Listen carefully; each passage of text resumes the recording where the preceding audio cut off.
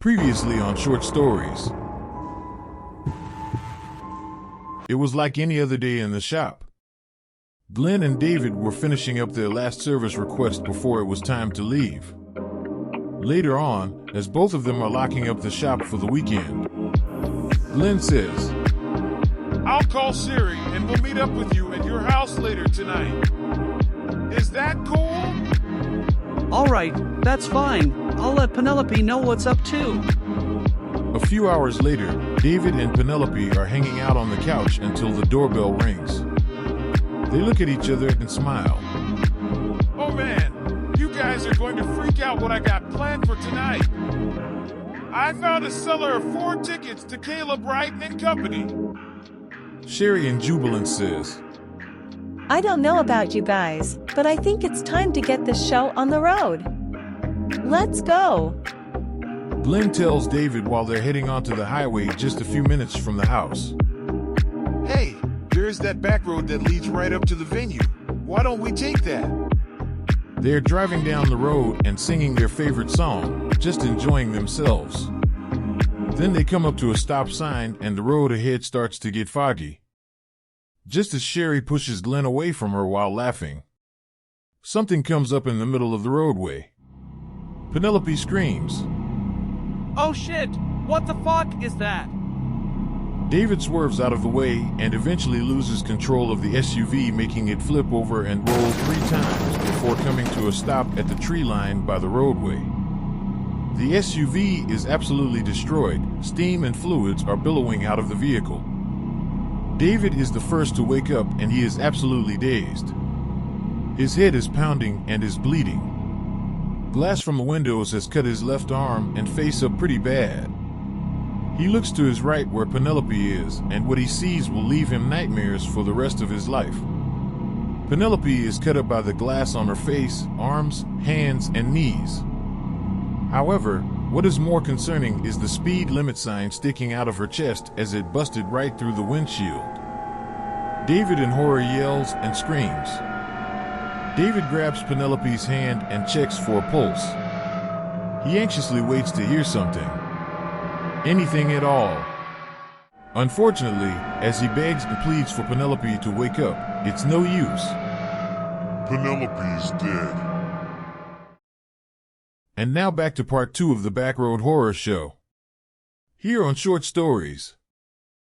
David breaks down into tears in hysteria as he stares at Penelope's lifeless corpse.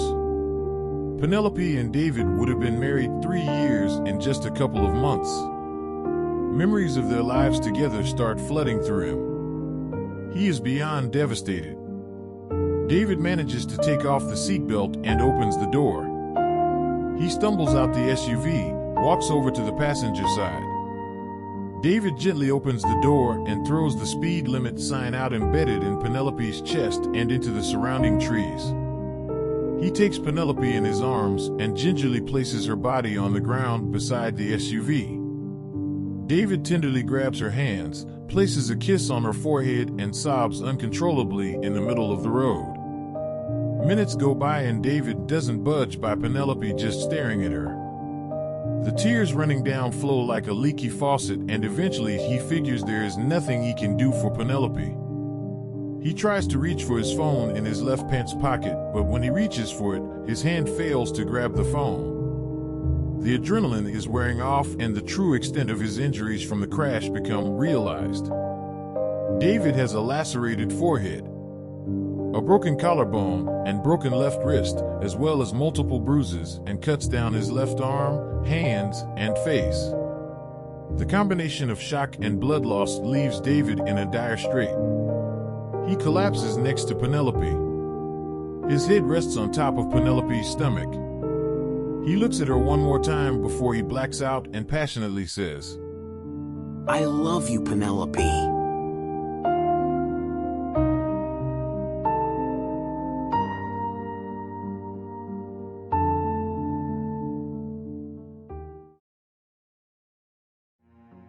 Meanwhile, in the back of the SUV, Glenn and Sherry are still unconscious.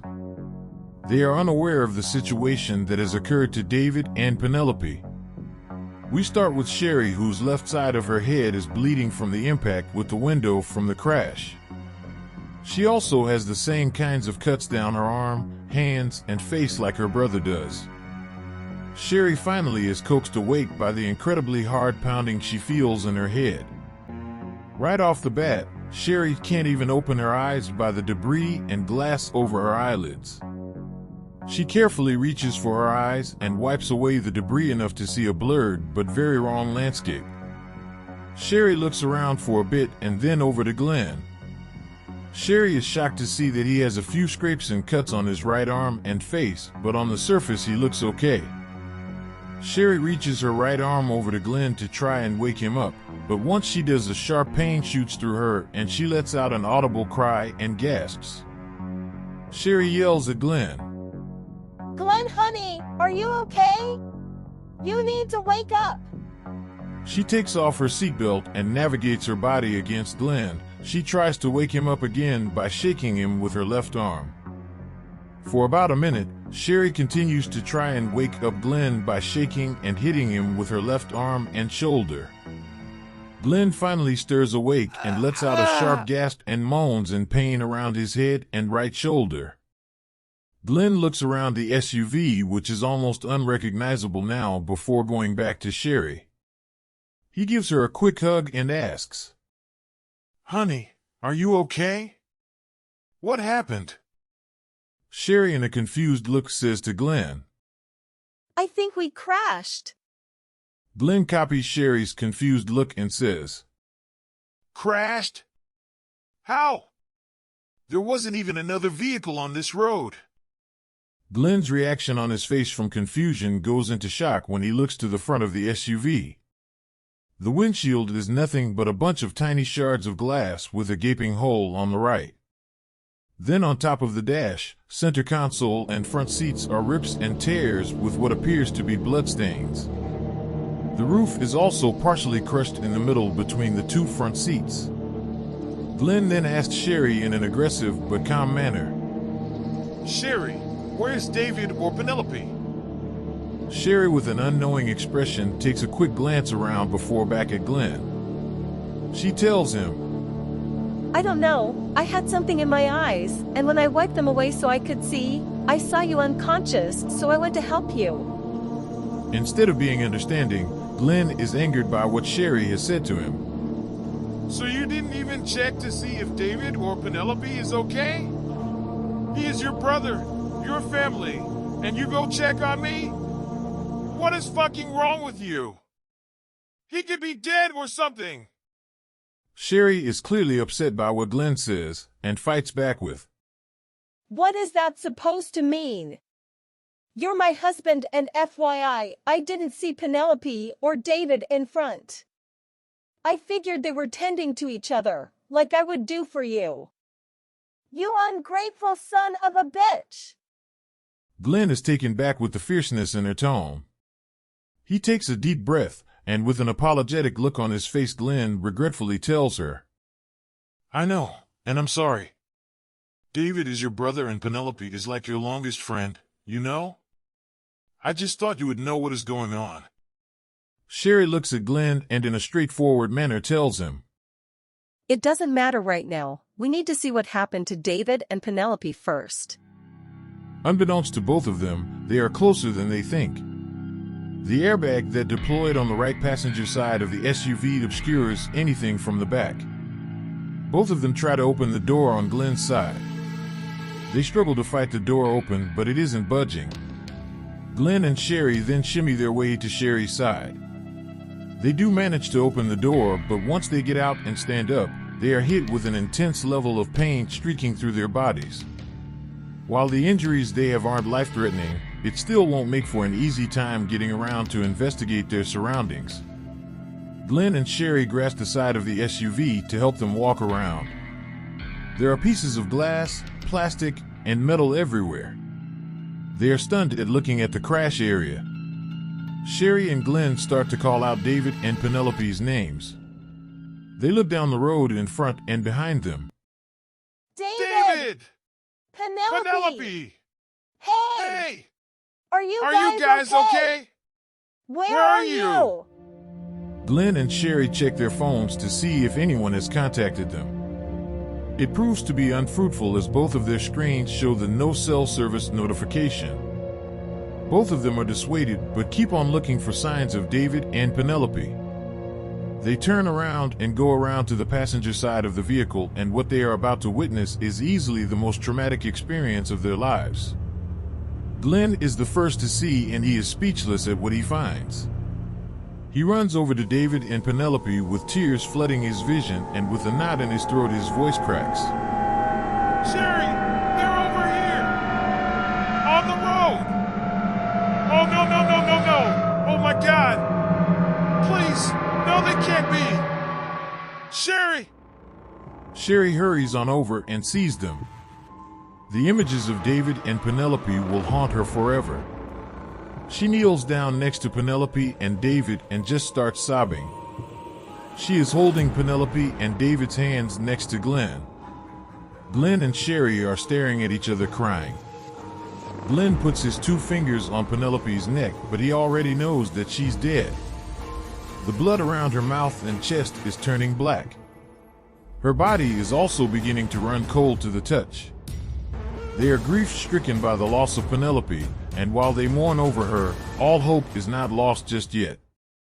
Sherry kisses her friend's hands, but while doing so, she asks Glenn to check David. Glenn is also crying over David, putting his fingers on his neck for a pulse. Glenn was just about to give up earlier at seeing both his best friends motionless, senses something. His eyes light up. Glenn yells to Sherry, I got a pulse! I got a pulse, Sherry! Sherry goes over to David, then tells Glenn, Turn him over to his back! Hurry! Both of them quickly but carefully maneuver David to his backside. Glenn and Sherry try to wake up David.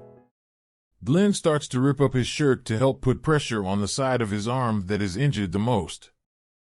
Glenn and Sherry go inside the back of the SUV and find an emergency roadside kit with first aid. They grab the gauze, bandages, and rubbing alcohol to help stop the bleeding from the lacerations on David's forehead and left forearm. Sherry applies the rubbing alcohol and Glenn wraps the gauze and bandages. After a few minutes, they slowly and carefully sit David upwards against the side of the SUV. Sherry then goes into the back of the SUV and finds an emergency blanket in the roadside kit.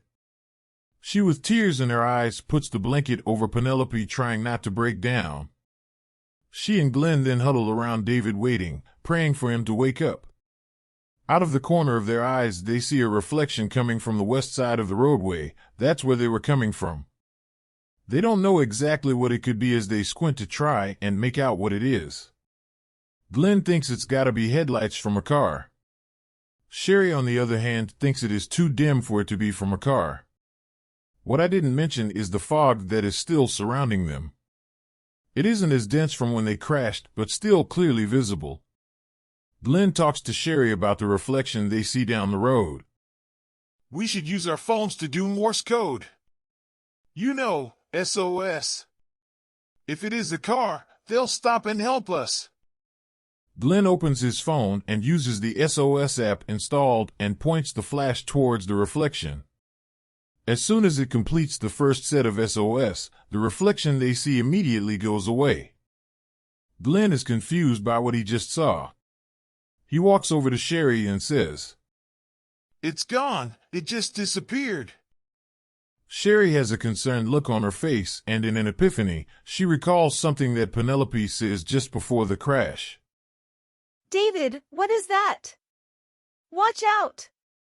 Glenn and Sherry's expression grows cold, and a sense of terror fills the air. Glenn tells her, David is the most cautious driver I've ever seen, so for him to lose control like that, there had to have been something out here. Sherry replies, But what? What could have been out here to make all this happen? Glenn shakes his head and says, I don't know, but we need to get out of here. Now! Sherry is now worried to hear Glenn be so panicked. Sherry tells Glenn, We need to get David in the SUV. It's not safe out here anymore. Glenn and Sherry slowly walk over to David, who is still passed out. Sherry then hears a rustling by the tree line. Both of them freeze in place. They listen attentively for a few seconds. The only thing they manage to hear is crickets chirping and a faint ribbit from a frog. They bend down to try and carefully try to pick up David and put him into the back of the SUV. Then, a loud noise comes out from the field opposite of the tree line. Sherry jumps at the noise. Glenn, what was that?